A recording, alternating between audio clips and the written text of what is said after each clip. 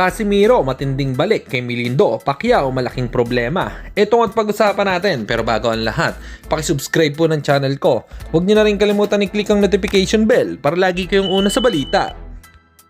Pag-usapan nga po natin mga kaboxing sa pangalawang paghaharap ni Isaac Pitbull Cruz at Angel Fierro ay maging impresibo at may knockout na kayang magaganap dito na gagawin ni Pitbull Cruz. Madami kasi ang nag-e-expect na madaling laban lang ito pero magaling na boksingero pala itong si Angel Fierro.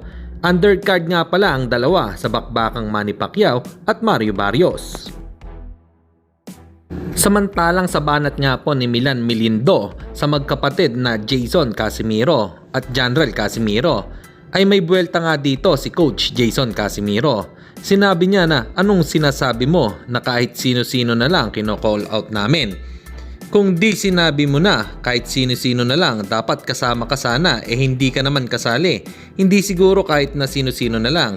Sana nag-PM ka sa akin na isali ka. Ganito kasi yan. Para magustuhan ka ng mga tao, pakitaan mo ng galaw. Hindi sa pagsasalita. Galaw ang hinahanap ng mga tao, hindi bunganga.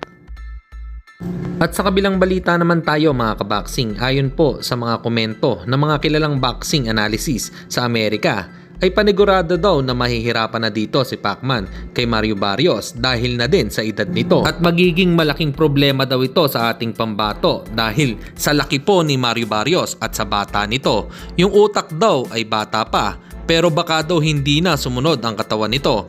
Bagamat may nagsasabi pa din na kaya pa ito ni Pacquiao dahil kapag tumama pa ito ng solido ay posibleng mapabaksak pa nito si Barrios dahil mahina ang panga nito. Para sa inyo mga kaboxing, ano pong masasabi nyo dito? Comment lang kayo sa ibaba. Hanggang dito na lang muna ang ating balita. Dito na lang ang aking boxing news report. Babu!